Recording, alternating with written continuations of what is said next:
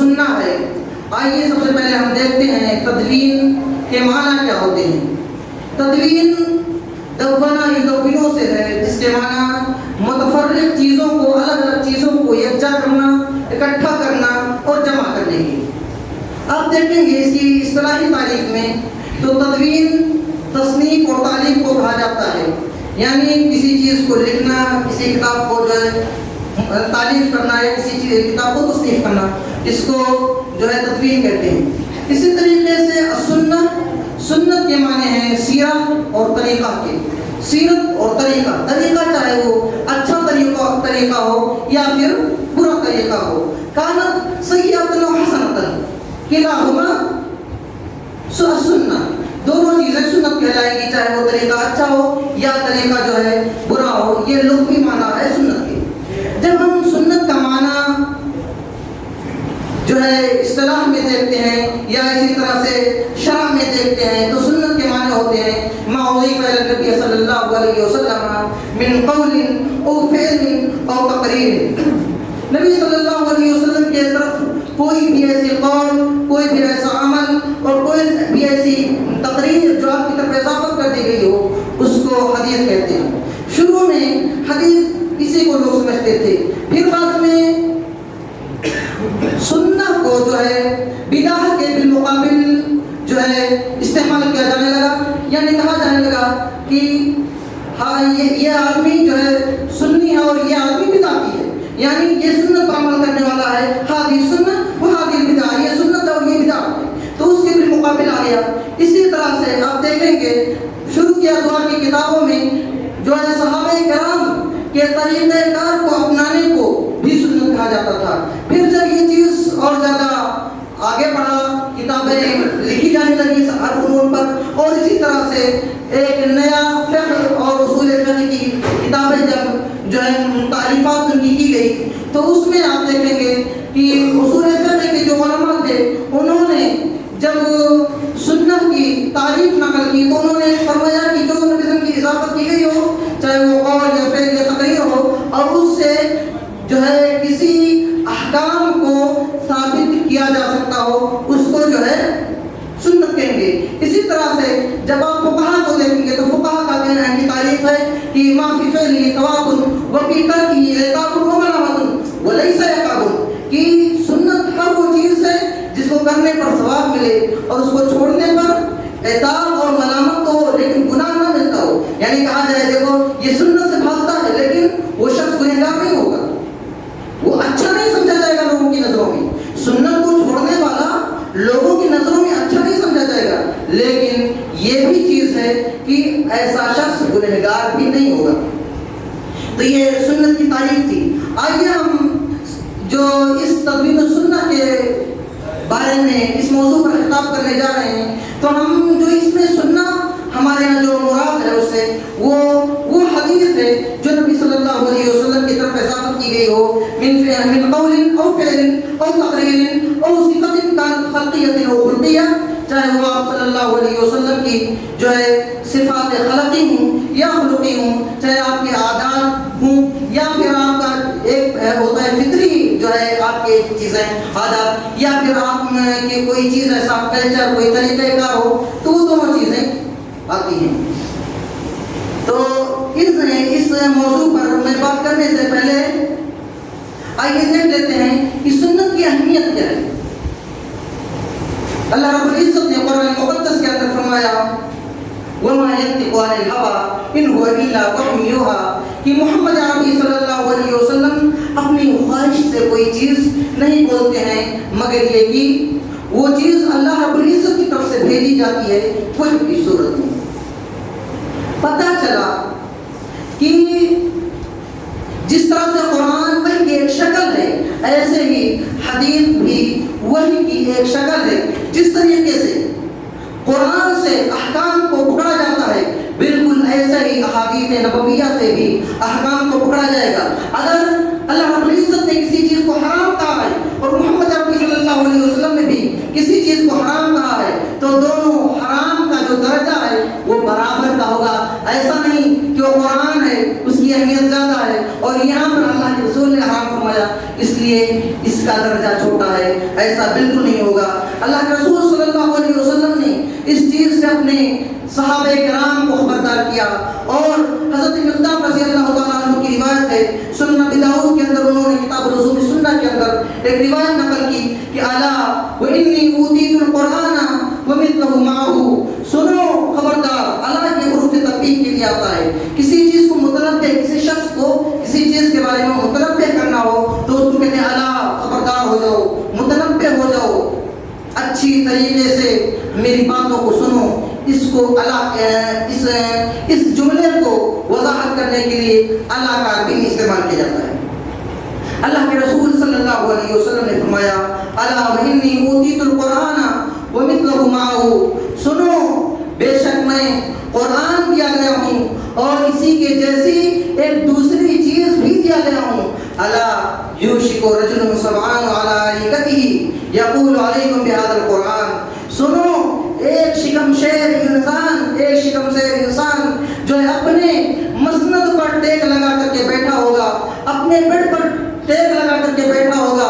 یقول, وہ کہہ رہا ہوگا علیکم بهذا القرآن, سنو تم لوگ اسی قرآن کو پکڑنا. وہ کیا کہہ رہا ہوگا, علیکم بهذا القرآن, تمہارے لیے صرف اور صرف قرآن کافی ہے, تمہارے لیے قرآن پر عمل کرنا کافی ہے.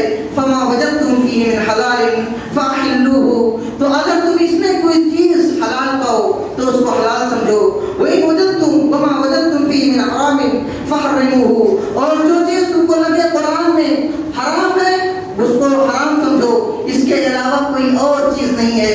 تو اللہ کے رسول صلی اللہ علیہ وسلم نے فرمایا الا وَإِنَّمَا حَرَّمَ رسول اللہ صلی اللہ علیہ وسلم كما حرم اللہ, جیسے اللہ رب العزت نے کسی چیز کو حرام قرار دیا ہے ایسے ہی رسول اکرم صلی اللہ علیہ وسلم نے بھی کسی چیز کو حرام قرار دیا ہے.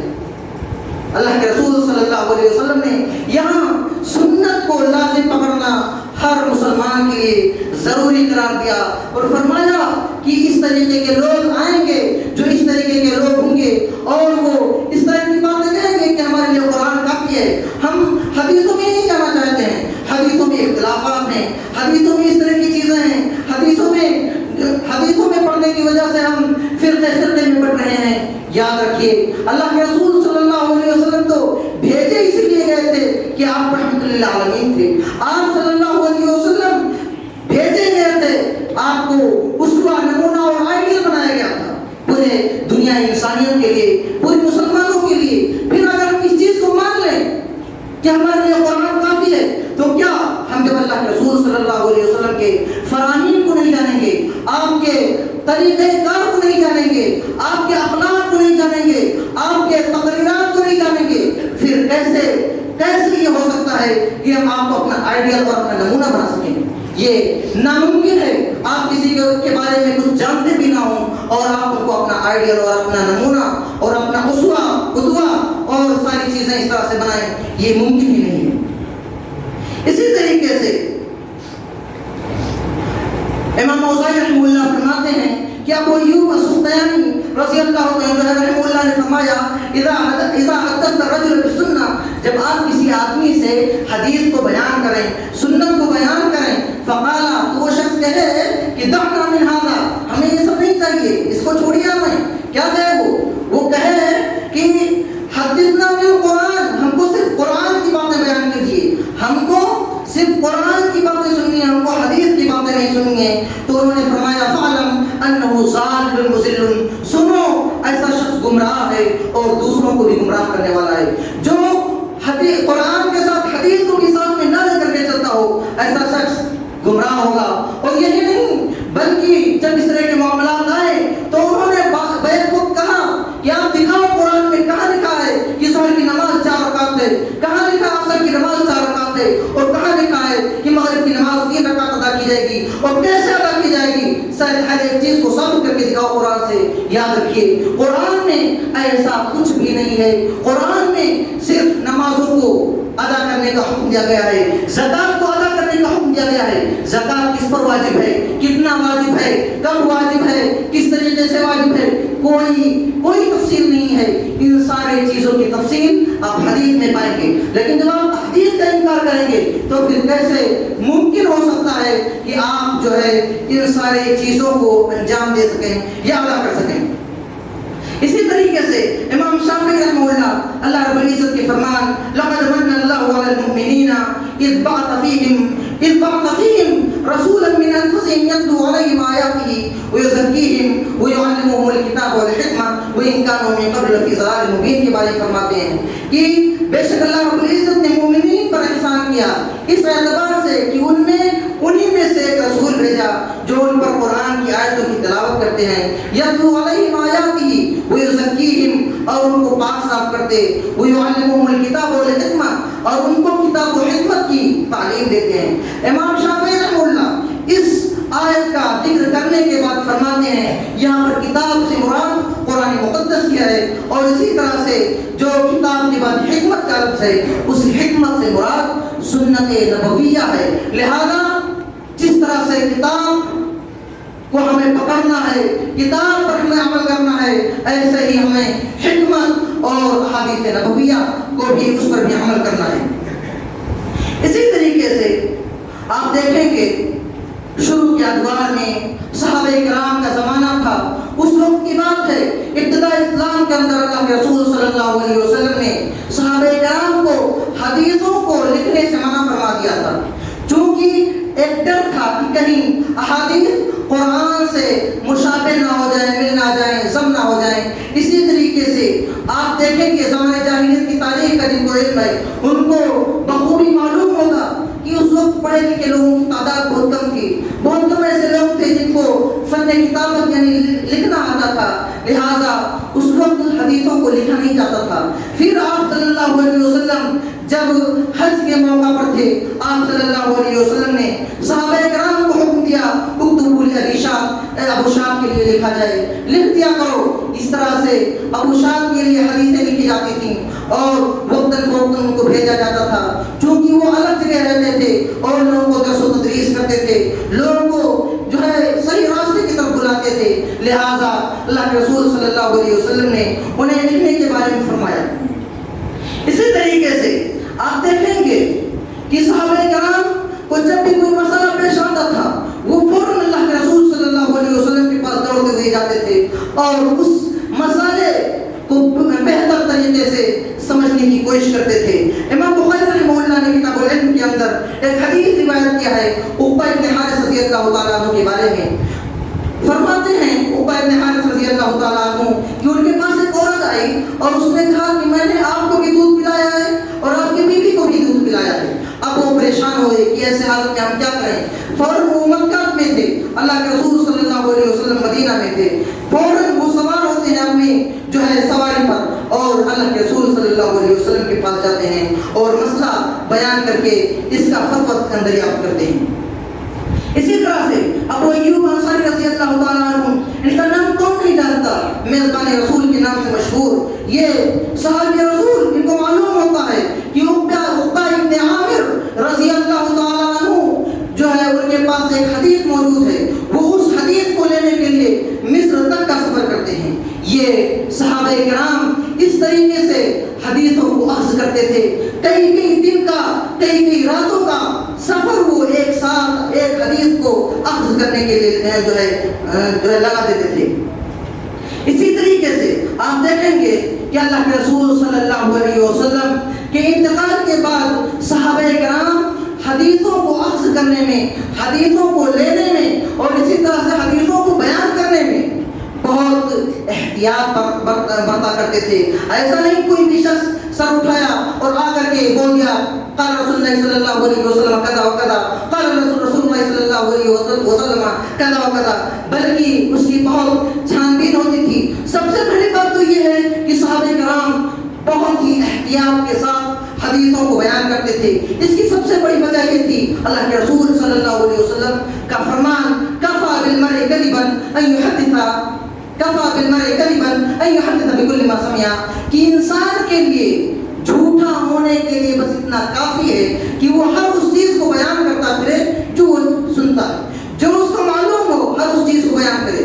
اس لیے صحابہ کرام محسوس کرتے تھے کہیں ہم سے کوئی غلطی نہ ہو جائے. حضرت انس بن مالک رضی اللہ تعالیٰ عنہ بیان فرماتے ہیں کہ میرے پاس اللہ کے رسول صلی اللہ علیہ وسلم کی احادیث کی ایک جمع غفیر ہے، لیکن میں ڈرتا ہوں کہیں مجھ سے کوئی غلطی نہ ہو جائے، کہیں مجھ سے کوئی کوتاہی نہ ہو جائے، اس لیے میں حدیثوں کو نہیں بیان کرتا.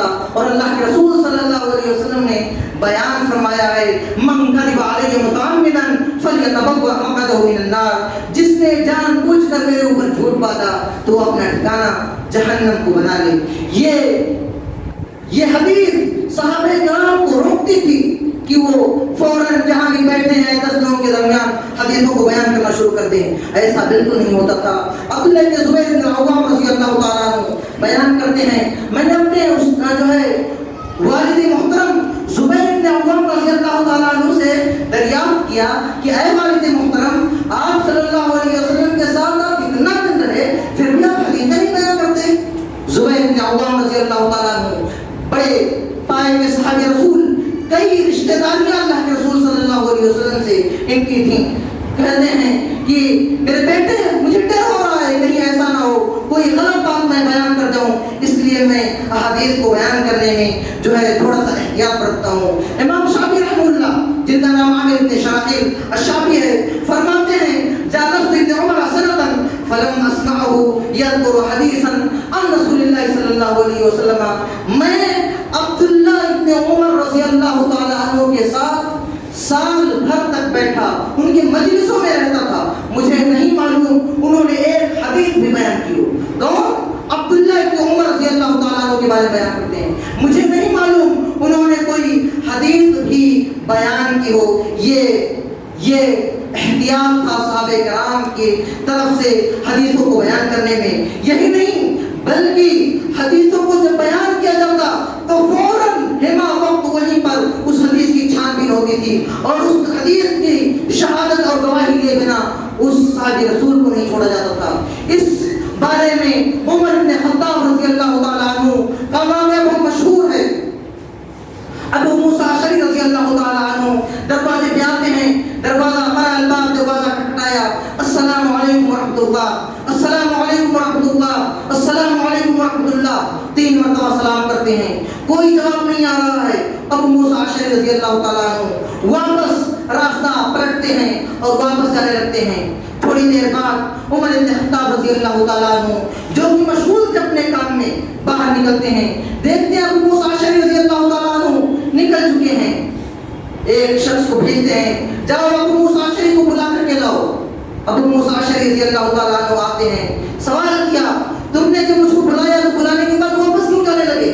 کہنے لگے اے خلیفہ مومنین، اے خلیفۃ المومنین، اللہ کے رسول صلی اللہ علیہ وسلم نے فرمایا ہے کہ جب تم کسی کے دروازے پہ جاؤ تو 3 مرتبہ سلام کرو، اگر آواز نہ آئے تو واپس پلٹ جایا کرو. عمر ابن خطاب رضی اللہ عنہ کا اتنا سننا تھا، فوراً کہنے لگے جاؤ گواہی لے کر کے آؤ، گواہ لے کر کے آؤ. اگر تم کو گواہ نہیں ملا تو آج میرا کوڑا تمہارے پیٹھ پر برسے گا.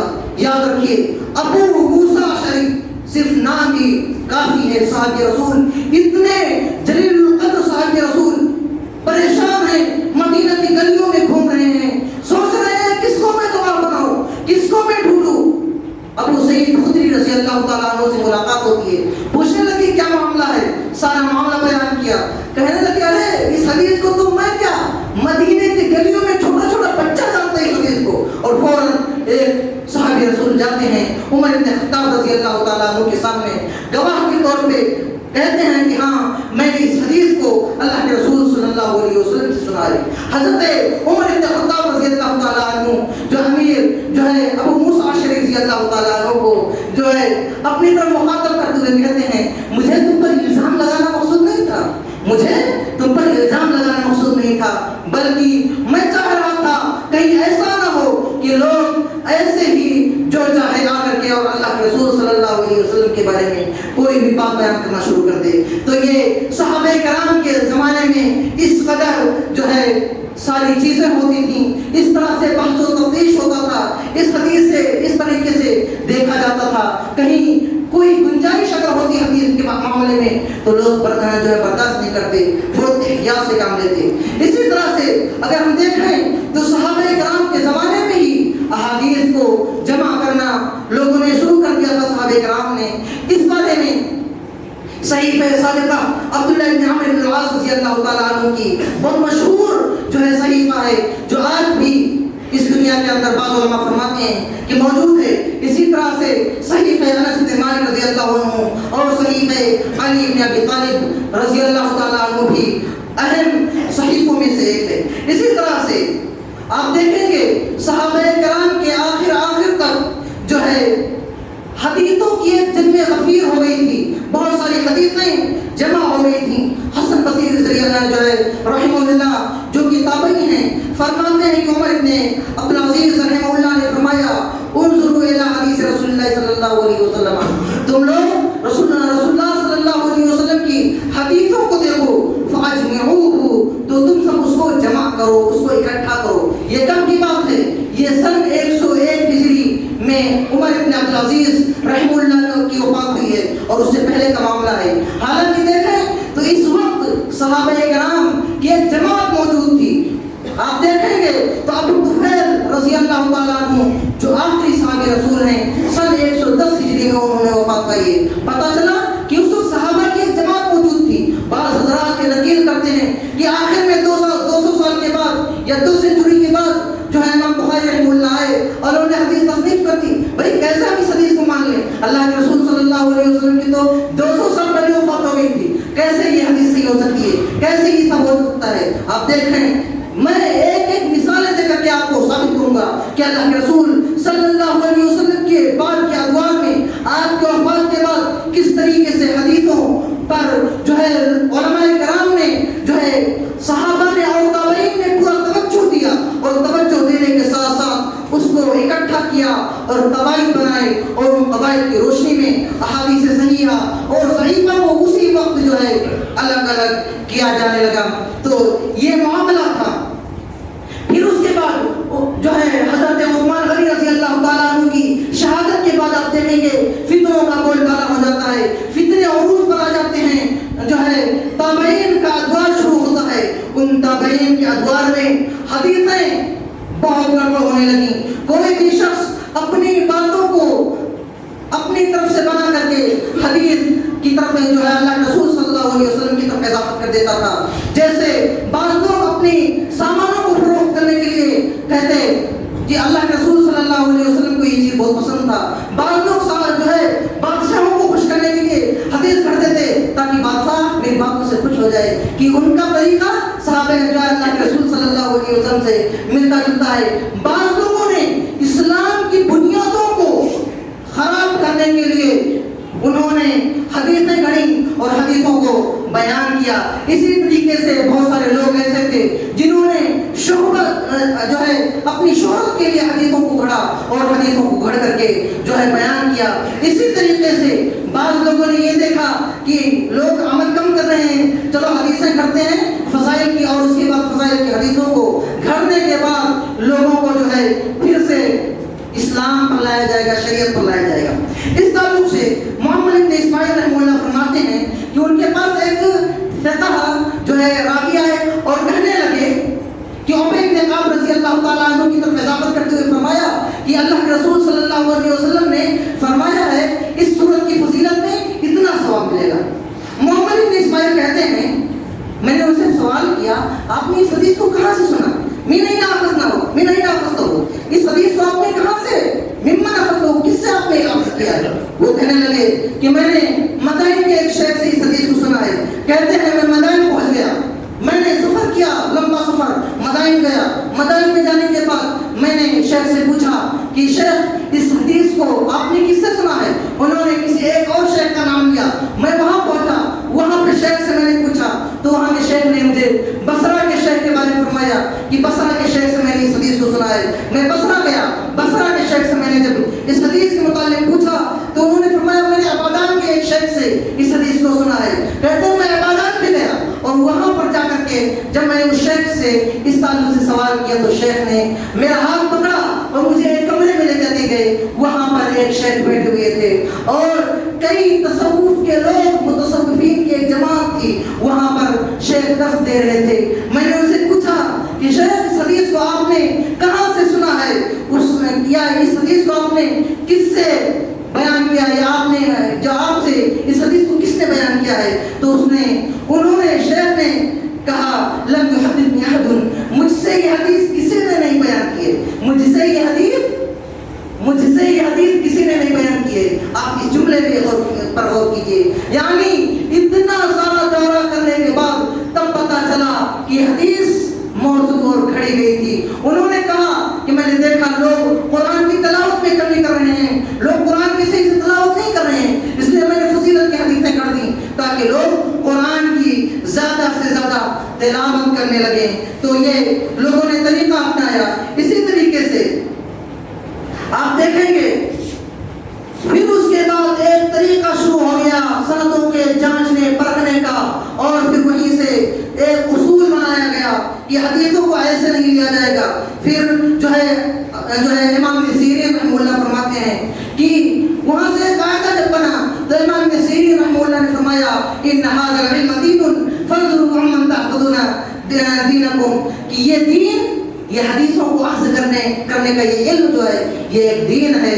فانظروا عمن تأخذون دینکم, تو سب سے پہلے اس شخص کے خلیے کو دیکھو, اس شخص کے جو ہے عقیدے کو دیکھو. آپ حدیث کس سے نقل کر رہے ہیں, آپ کس سے حدیث کو لے رہے ہیں, اس کو دیکھو وہ کون ہے, کون حدیث آپ سے بیان کر رہا ہے. اور انہی کا ایک دوسرا قول ہے, فرماتے ہیں لم یکونوا یسألون عن الاسناد, لوگ سندوں کے بارے میں پہلے سوال نہیں کرتے تھے. کوئی بھی آتا حدیثوں کو بیان کرتا تو لوگ مان لیتے تھے, جب ثقہ لوگ تھے, پہلے کی جماعت تھی. لیکن فلما وقعت الفتنہ, جب فتنہ واقع ہو گیا قالوا سموا لنا رجالکم, تو لوگوں نے کہا سموا لنا رجالکم, آپ کی حدیث سن رہے ہیں, کہاں سے سن رہے ہیں, چلیے ہم کو بیان کیجیے کہاں سے یہ حدیث کیسے اللہ کے رسول صلی اللہ علیہ وسلم تک پہنچتی ہے.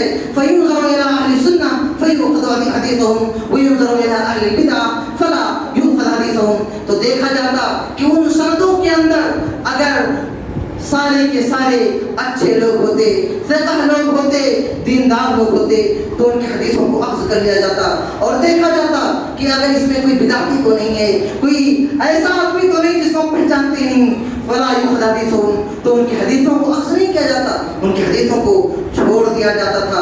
اسی طرح سے عبداللہ ابن جو ہے مبارک رحمہ اللہ نے فرمایا الاسناد من الدین لولا الاسناد لقال من شاء ما شاء, کہ سنو اسناد یہ دین میں سے ہے, سندیں دین میں سے ہیں. لولا الاسناد, اگر یہ سندیں نہ ہوتی لقال من شاء ما شاء, تو جو شخص جو چاہتا وہ بیان کرتا پھرتا. لہذا اس وقت سارے لوگ محتاط ہو گئے اور حدیثوں کی چھان بین شروع ہو گئی, اور پھر وہیں سے حدیثوں کو جو ہے جمع کیا جانے لگا, اور پورے دور سے حدیثوں کی چھان بین شروع ہو گئی. اور یہی نہیں بلکہ اللہ رب العزت نے اس دور میں ایک ایسی جماعت کو پیدا کیا جو تابعین کے اندر ایک ایسی جماعت تھی جن کو علم کا شوق ہوا, علم حدیث کا, وہ علم حدیث کو حاصل کرنے کے لیے دوڑے, اور کئی جو ہے سینٹرز حدیث کے بنائے گئے. امام شافعی رحمہ اللہ جو کہ سن 103 ہجری ان کی وفات ہے, انہوں نے شام کے اندر حدیث کا سینٹر بنایا. عبد الملک بن جریج جن کی وفات 150 ہجری ہے, انہوں نے مکہ میں حدیث کا سینٹر بنایا. اسی طرح سے ابن ہشام نے مدینہ کے اندر جو ہے سن 151 ہجری جن کی وفات ہے, یعنی ابھی تابعین اور تبع تابعین کا دور چل رہا تھا, ابھی امام بخاری رحمہ اللہ کی پیدائش کا کوئی معاملہ ہی نہیں ہے, تبھی سینٹر چالو ہو گئے. بڑے بڑے شیوخ جو ہے بیٹھ گئے اور انہوں لوگوں کو علم حدیث کی تعلیم دینے لگے. اسی طرح سے معمر ابن راشد نے سن 151 ہجری جن کی وفات ہے یمن کے اندر, سعید بن ابی عروبہ جن کی وفات سن 156 ہجری ہے بصرہ کے اندر, امام اوزاعی رحمہ اللہ جن کی وفات سن 157 ہجری ہے شام کے اندر, سفیان ثوری رحمہ اللہ جن کی وفات سن 161 ہجری ہے کوفہ کے اندر, امام مالک رحمہ اللہ جن کی وفات سن 179 ہجری ہے مدینہ کے اندر, اور عبداللہ بن مبارک رحمہ اللہ جن کی وفات سن 181 ہجری ہے خراسان کے اندر. ان لوگوں نے سب سینٹرز قائم کیے اور وہاں پر دین کا ساری چیزوں کا جو ہے حدیث کا وہاں پر علم شروع ہو گیا, تعلیم شروع ہو گئی, اور پھر وہیں سے دھیرے دھیرے معاملہ آگے بڑھا, یہاں تک کہ امام بخاری رحمہ اللہ کی وہ جو ہے پیدائش ہوتی ہے، اور پھر وہیں سے امام بخاری، امام مسلم، امام ترمذی، امام جو ہے ابو داؤد اور سارے محدثین پھر دھیرے دھیرے پیدا ہوتے ہیں، اور انہوں نے حدیثوں کو اخذ کرنا شروع کیا۔ یاد رکھیے، حدیثوں کو جب وہ تعدیل کرنے میں علماء کرام نے کچھ بھی ذرہ برابر جو ہے کسی طریقے سے نرمی نہیں برتی، پورے طرح سے انہوں نے احتیاط سے کام لیا۔ جو ہے علی بن مدینی رحمہ اللہ، جو کہ امام بخاری رحمہ اللہ کے استاد ہیں، وہ اپنے والد کو ضعیف قرار دیتے ہیں اور ان سے حدیث کو نقل نہیں کرتے۔ امام ابو داؤد رحمہ اللہ اپنے بیٹے کو کذاب کہتے ہیں۔ جریر بن عبد الحمید اپنے بھائی کو مجروح قرار دیتے ہیں۔ یہ ایسے لوگ ہیں، ذرا سوچئے، اپنے بھائیوں کے بارے میں، اپنے بیٹوں اور اپنے باپ کے متعلق انہوں نے نرمی اور رفقت نہیں اپنائی، بلکہ حدیث پر بہت زیادہ توجہ دیا، یہاں تک کہ امام بخاری اور امام مسلم رحمہ اللہ کا دور شروع ہوا۔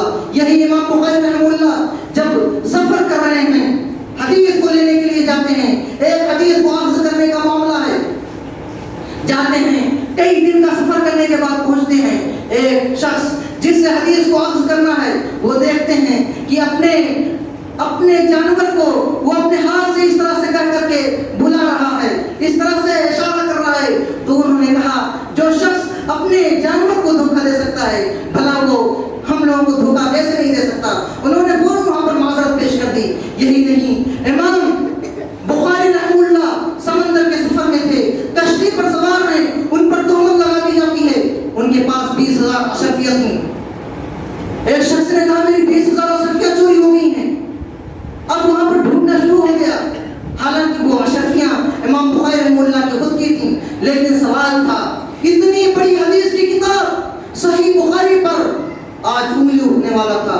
ایسی حالت میں امام بخاری رحمہ اللہ نے وہ سونے کی سکے، انہوں نے کتنی بڑی مقدار کی، 20,000 اشرفیوں کی تھی، انہوں نے فوراً سمندر میں اس کو ڈال دیا، یہ تاکہ ان کے حدیث پر ذرا برابر خروج نہ آنے پائے، اس پر کوئی گرفت نہ کرنے پائے۔ وہ حدیث جس کو ایک حدیث کو لکھنے کے لیے وہ روضۃ من ریاض الجنہ میں بیٹھ کر کے جو ہے چاند کی رات میں وہ ایک حدیث کو لکھنے سے پہلے سب سے پہلے وہ استخارہ کرتے تھے، اس کے بعد ایک حدیث کو نقل کرتے تھے، اتنی احتیاط برتنے والے جو ہے جب امام بخاری رحمہ اللہ ایسی تہمت لگ جاتی ایک صحیح بخاری پر تو کیا عالم ہوتا۔